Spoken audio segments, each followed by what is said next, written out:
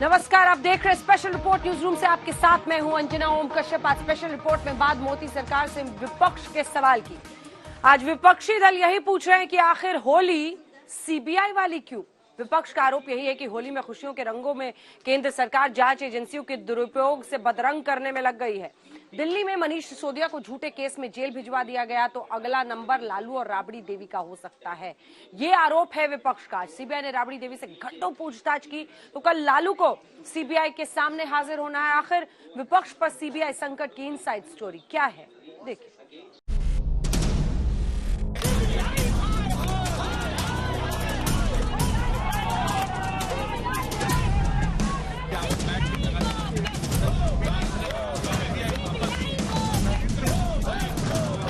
दुनिया के सामने एक्सपोज हो चुकी है कि क्या हालत है इस सरकार की।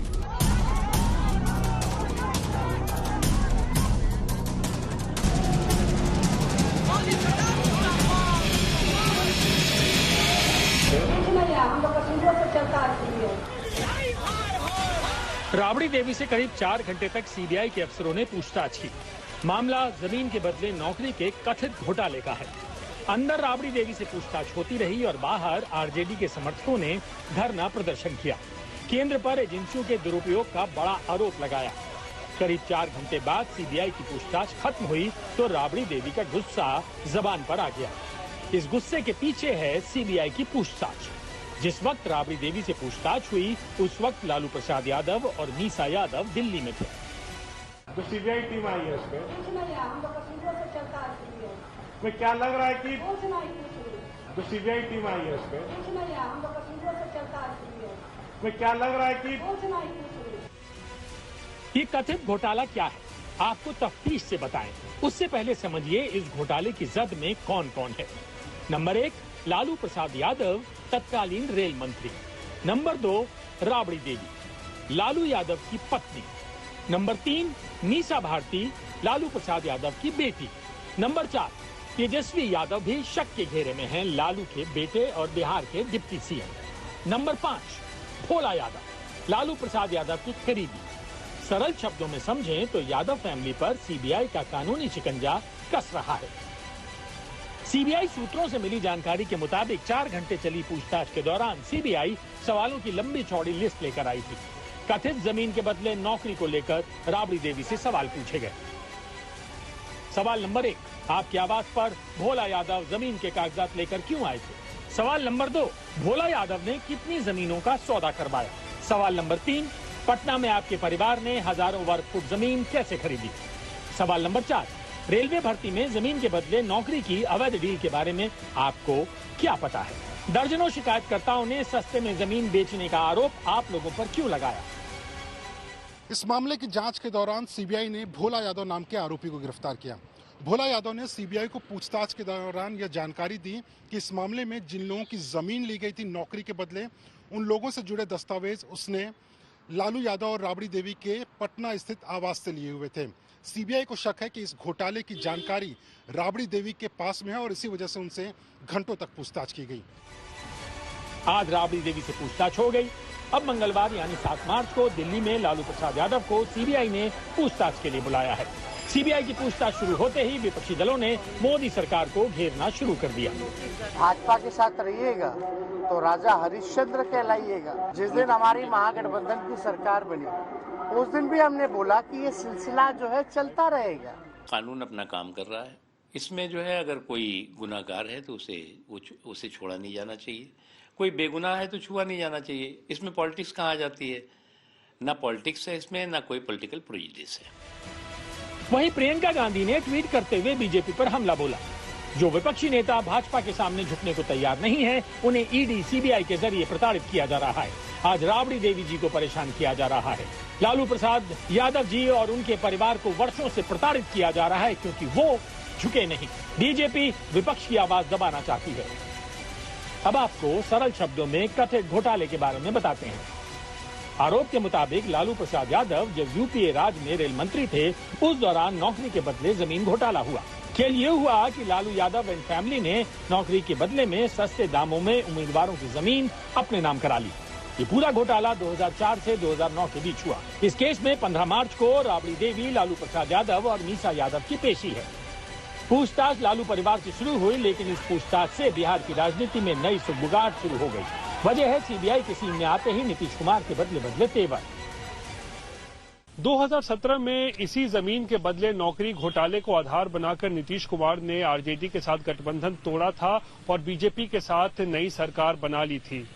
अब 6 साल के बाद एक बार फिर से सीबीआई का शिकंजा इसी घोटाले को लेकर लालू परिवार पर कसता नजर आ रहा है, तो सवाल खड़े हो रहे हैं कि भ्रष्टाचार के खिलाफ जीरो टॉलरेंस पॉलिसी की बात करने वाले नीतीश कुमार की आगे की रणनीति अब क्या होगी।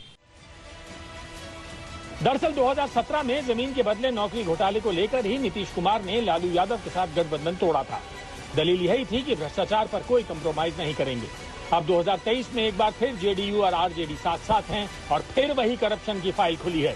यानी नीतीश कुमार के सामने आगे कुआं और पीछे खाई है, क्योंकि अगर आरजेडी के साथ रहते हैं तो नीतीश की क्लीन इमेज पर डेंट लगेगा। वहीं बीजेपी ऐलान कर चुकी है कि नीतीश कुमार के लिए दरवाजे बंद हैं। अब मैं आपको बता देता हूं नीतीश जी, आप हमें धोखा नहीं दोगे, क्योंकि अब हम आपको एनडीए के अंदर लेंगे ही नहीं, आने ही नहीं। नीतीश जी के लिए भारतीय जनता पार्टी के सारे दरवाजे बंद है। लालू की कगर पर बैठे रहिए। जैसे ही लालू एंड फैमिली की फाइल पर सीबीआई का एक्शन तेज हुआ, वैसे ही नीतीश कुमार अपने सियासी भविष्य को लेकर टेंशन में आ गए। सवाल यही है कि अगर लालू परिवार घोटाले में फंसता है तो नीतीश कुमार का क्या होगा। वहीं बीजेपी इस वक्त वेट एंड वॉच की मुद्रा में है, क्योंकि दोनों हालत में फायदा बीजेपी का ही है। जहां एक तरफ सोमवार को सीबीआई ने घंटों तक राबड़ी देवी से पूछताछ की, तो वहीं अब लालू यादव से भी पूछताछ करने की तैयारी सीबीआई ने कर ली है। और इस मामले में पहले से ही लालू यादव के पुत्र तेजस्वी यादव और बेटी मीसा भारती सीबीआई की जांच के घेरे में हैं। कैमरामैन पवन के साथ मुनीश पांडे, दिल्ली, आज तक। लालू यादव और राबड़ी देवी की मुश्किल बढ़ना शुरू हो चुकी है, क्योंकि आम आदमी पार्टी एक तरफ जिस पर सीबीआई का शिकंजा कस चुका है। आज दिल्ली के पूर्व deputy CM Manish Sisodia Tihar jail पहुंच गए। कोर्ट ने 20 मार्च तक सिसोदिया को न्यायिक हिरासत में भेज दिया है। मतलब ये कि अब की बार मनीष सिसोदिया की होली तिहाड़ जेल में गुजरेगी। दिल्ली के पूर्व डिप्टी सीएम मनीष सिसोदिया की होली अब तिहाड़ जेल में गुजरेगी, क्योंकि कोर्ट ने 20 मार्च तक न्यायिक हिरासत में भेज दिया है। वहीं बीजेपी ने केजरीवाल एंड टीम पर निशाना साधते हुए प्रदर्शन किया और पुतले फूंके, तो दिल्ली कांग्रेस ने मनीष सिसोदिया और सत्येंद्र जैन के आपत्तिजनक पोस्टर चस्पा करवाए हैं। सरल शब्दों में समझें तो आम आदमी पार्टी के खिलाफ धुर विरोधी कांग्रेस और बीजेपी यही तराना सुना रहे हैं, मिले सुर मेरा तुम्हारा। आज सिर्फ ये सुनवाई थी कि क्या मनीष सिसोदिया जी को सीबीआई की कस्टडी मिलेगी या उनको जुडिशियल कस्टडी में भेजा जाएगा। और मनीष जी के लिए बेस्ट ऑप्शन यही था कि जो सीबीआई की जो कस्टडी है वो खत्म हो जाए और जुडिशियल कस्टडी जो है वो बढ़ जाए, क्योंकि जब तक बेल डिसाइड नहीं होती है तब तक कोर्ट के पास और कोई ऑप्शन नहीं होता है, बल्कि जुडिशियली कस्टडी को जो है एक्सटेंड करने के अलावा। तो मुझे लगता है कि आज सीबीआई के पास ऐसा कोई सवाल नहीं था जिसके लिए वो कह सके कि हमें इन सवालों का जवाब जो है लेने के लिए मनीष जी की इंटेरोगेशन चाहिए। पिछली बार भी जब 2 दिन की पुलिस कस्टडी बढ़ी है, वो भी बहुत मुश्किल से जो है कोर्ट ने बढ़ाई है, क्योंकि सीबीआई के पास ऐसे कोई आधार नहीं थे जिसके ऊपर इंटेरोगेशन जो है कोर्ट ग्रांट कर सके। तो हम इस फैसले का स्वागत करते हैं। मनीष सिसोदिया जी की होली तिहाड़ में मनेगी और ये दिल्ली के साथ जो लूट की गई, दिल्ली को जो धोखा दिया गया, उसके इंसाफ की प्रक्रिया शुरू हुई है। मुझे लगता है कि आम आदमी पार्टी को अब इस कानूनी कार्रवाई को गंभीरता से लेना चाहिए। जिस प्रकार का बचपना वो कर रहे हैं, तमाशा करके, सड़कों पे हंगामा करके, वो बंद करके कानून को अपना काम करने देना चाहिए। और जो लोग अभी जेल से बाहर हैं आम आदमी पार्टी के, वो दिल्ली के विकास के ऊपर फोकस करें, पश्चाताप करें अपने पापों का। इसी में शायद कहीं ईश्वर उन्हें माफ करे।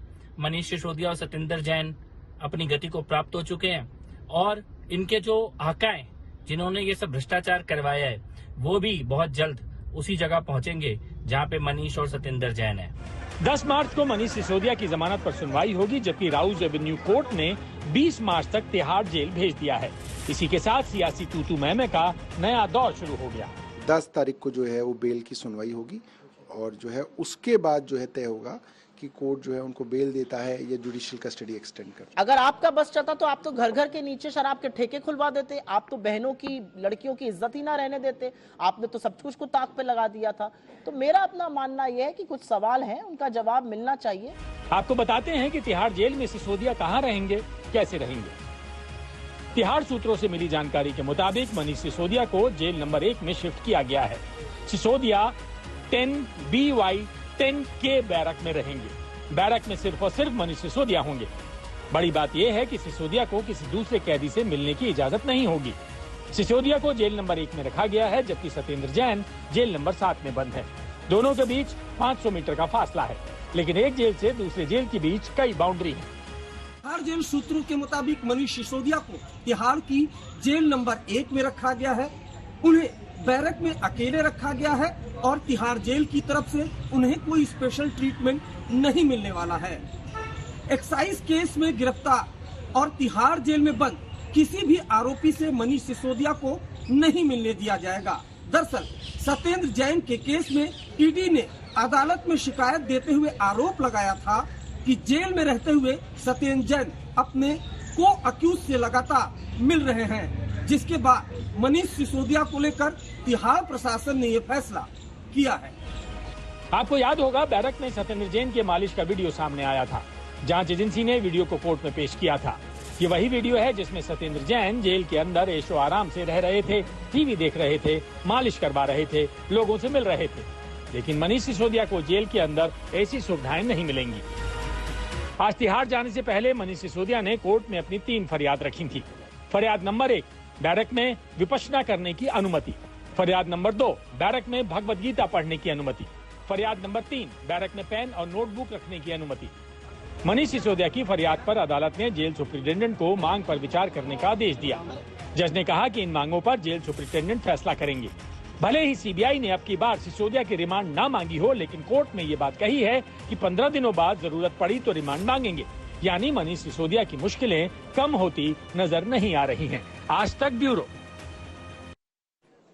इधर राबड़ी देवी से सीबीआई की पूछताछ हो रही है, उधर मनीष सिसोदिया जेल पहुंच गए हैं। लेकिन एजेंसियों की इस जांच और उस हेरफेर के बीच विपक्ष की एक अलग पॉलिटिक्स चल रही है। क्योंकि देखिए ना, मनीष सिसोदिया के हक में बहुत सारी पार्टियों के नेता एक साथ होकर चिट्ठी लिखते हैं पीएम को। उसमें शामिल है तेजस्वी यादव। तेजस्वी यादव वही शख्स हैं जिनके साथ, आरजेडी के साथ इस वक्त बिहार में कांग्रेस और जेडीयू का गठबंधन चल रहा है। अब वहां पर कांग्रेस तेजस्वी के साथ है, लेकिन जिसके खिलाफ है कांग्रेस पार्टी, अरविंद केजरीवाल, उनके हक में तेजस्वी यादव। अब सवाल यही है कि कांग्रेस के दोस्त ही उसके दुश्मनों का साथ क्यों दे रहे हैं?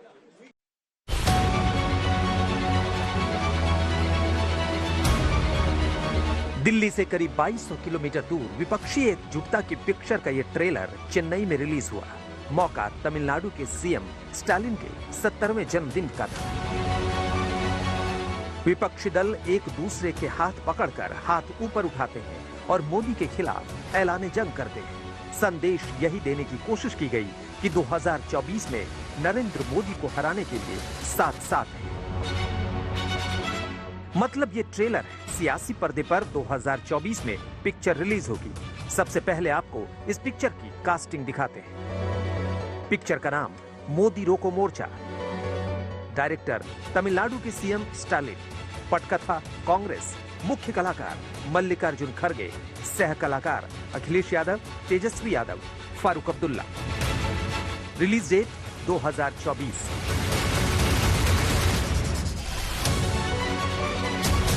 ये पिक्चर कांग्रेस का ड्रीम प्रोजेक्ट है, क्योंकि इस पिक्चर की स्टोरी कांग्रेस लिख रही है और मोदी रोको फिल्म के अहम किरदार हैं क्षेत्रीय क्षत्रप।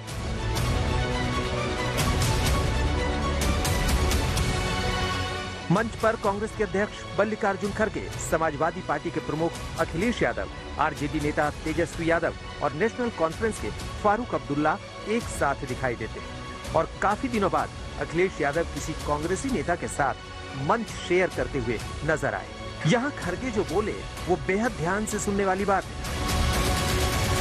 We should continue to strengthen our alliance and lay the foundation for 2024 Lok Sabha victory for the UPA alliance from this stage. Tamil Nadu is a very special place for Congress. Sri Rahul Gandhi began the Bharat Jodo Yatra from Kanyakumari. Trailer का यहाँ तक scene तो एकदम fit है, लेकिन इसके आगे कहानी में ट्विस्ट पर ट्विस्ट आ जाता है। वजह है दिल्ली के पूर्व डिप्टी सीएम मनीष सिसोदिया की गिरफ्तारी को लेकर 9 विपक्षी नेताओं की प्रधानमंत्री नरेंद्र मोदी के नाम चिट्ठी। आम आदमी पार्टी के समर्थन में लिखी गई चिट्ठी में नेताओं के नाम पढ़िए।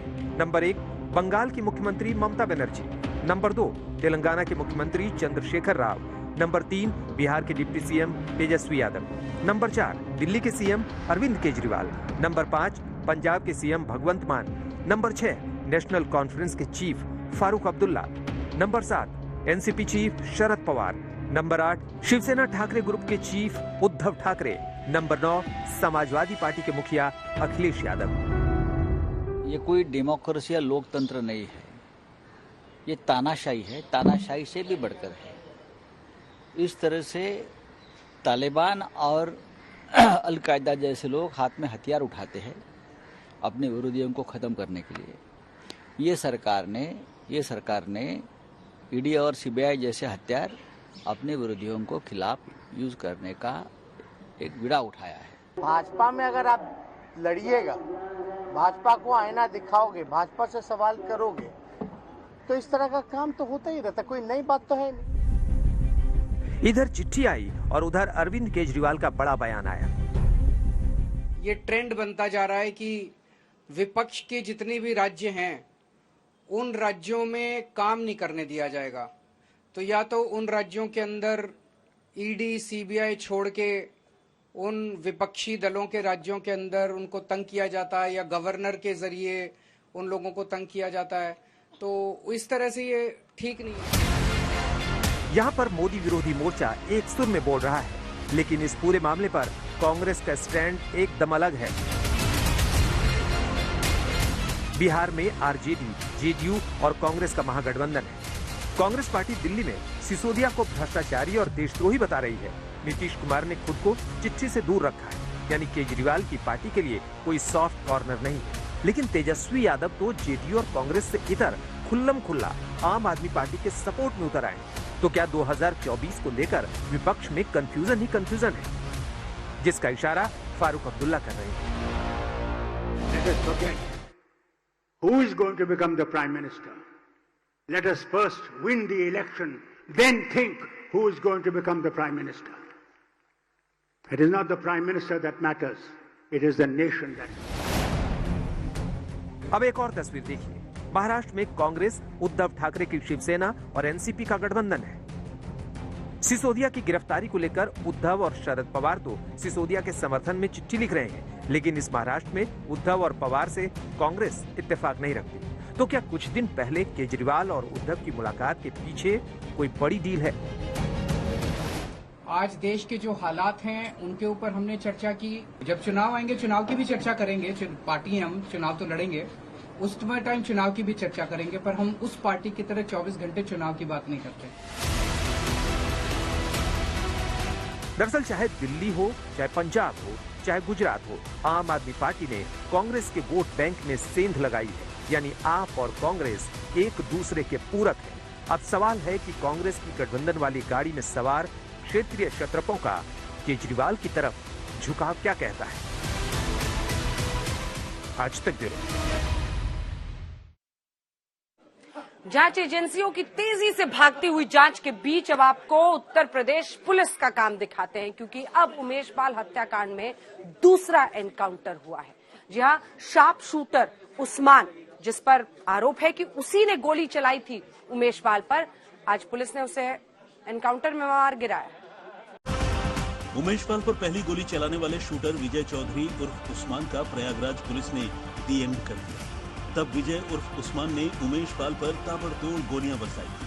अब वही उस्मान पुलिस एनकाउंटर में मारा गया। ये दो तस्वीरें गवाह हैं। जैसा कमिटमेंट योगी आदित्यनाथ ने किया था, ठीक वैसा ही हुआ। उपरोक्त उस्मान पे 50,000 का इनाम था तथा सभी चैनलों के माध्यम से जो वीडियो प्रसारित हुआ था उसमें यह व्यक्ति मृतक उमेश पाल को तथा हमारे जवान को गोली मारते हुए देखा जा सकता है। इसके पास से एक 32 बोर की अवैध पिस्टल तथा कुछ जीवित और खोखा कारतूस भी बरामद हुए हैं। कई दिनों की लुकाछिपी के बाद पुलिस का सामना उस्मान से हुआ। पेशेवर शूटर ने सोचा था कि उमेश पाल की तरह पुलिस पर गोलियां बरसाकर भाग जाएगा, लेकिन अब की बार वो खुद ही अपने जाल में फंस गया। मतलब ये है कि प्रयागराज कांड के गुनहगारों के खिलाफ एक्शन नॉन स्टॉप चल रहा है। एक तरफ अतीक अहमद के गुर्गों की इमारतों पर बुलडोजर चल रहा है, तो दूसरी तरफ हत्याकांड में शामिल आरोपियों को जिंदा या मुर्दा पकड़ने के लिए उत्तर प्रदेश पुलिस ने पूरी ताकत झोंक दी है। जो उस्मान नामक व्यक्ति है उसका अतीक गैंग ने धर्म परिवर्तन करवाया, तो वो पहले विजय था, तो इसमें एक नया एंगल भी निकल कर सामने आ रहा है। अभी इसकी पूरी जानकारी मेरे पास तो नहीं है। अगर ऐसी कोई जानकारी आएगी तो यह कुछ भी कर सकते हैं। जो दिन दहाड़े किसी की हत्या कर सकते हैं, तो यह बम और बंदूक और अपने प्रभाव के बल पर लोगों का धर्म परिवर्तन भी करा सकते हैं, लेकिन अभी प्रत्यक्ष रूप से मुझे इसकी जानकारी नहीं। अब तक कई आरोपियों के मकान जमींदोज हो चुके हैं, तो 2 आरोपी एनकाउंटर में मारे गए हैं, जबकि एक आरोपी सदाकत की गिरफ्तारी हो चुकी है। दरअसल 1 मार्च को अतीक अहमद के करीबी जफर के घर को बुलडोजर से ध्वस्त कर दिया जाता है। 2 मार्च को अतीक अहमद के दूसरे करीबी सफदर के घर पर बुलडोजर चलता है और 3 मार्च को अतीक अहमद के फाइनेंसर माशूक प्रधान के घर पर बुलडोजर चला। योगी राज में जिस तरह से अतीक अहमद के गैंग ने दिन दहाड़े उमेश पाल हत्याकांड को अंजाम दिया, अब सीएम योगी एक्शन में है। दावा यही है कि हत्याकांड में शामिल एक शूटर का हिसाब होगा, लेकिन कई सवाल भी हैं। 24 फरवरी को अतीक अहमद गैंग ने उमेश पाल हत्याकांड को अंजाम दिया। हत्याकांड के 58 घंटे के भीतर शार्प शूटर अरबाज का एनकाउंटर हुआ। अब उमेश पाल पर बम फेंकने वाला बमबाज गुड्डू मुस्लिम कहां है? उमेश पाल पर गोलियां बरसाने वाला गुलाम मोहम्मद अब तक क्यों नहीं मिला? उमेश पाल हत्याकांड को लीड करने वाला अतीक का बेटा असद कहां छुपा है? सभी अपराधियों को प्रयागराज वाले मामले में कानून के तहत कड़ी से कड़ी सजा देने के लिए प्रतिबद्ध है। अपराधी कितने दुर्दांत हैं कि वो पुलिस पर भी हमला करने से बाज नहीं आ रहे हैं, और इस मामले में एक अपराधी को पकड़ करके उसे सजा मिलेगी, हमारी प्रतिबद्धता था। पुलिस की कई टीमें अतीक एंड कंपनी को सरगर्मी से तलाश रही हैं। वहीं दूसरी तरफ अतीक के परिवार वाले पुलिस एक्शन को कटघरे में खड़ा कर रहे हैं। इसी के साथ स्पेशल रिपोर्ट में न्यूज रूम से इतना ही। देश दुनिया की बाकी खबरों के लिए आप देखते रहिए आज तक।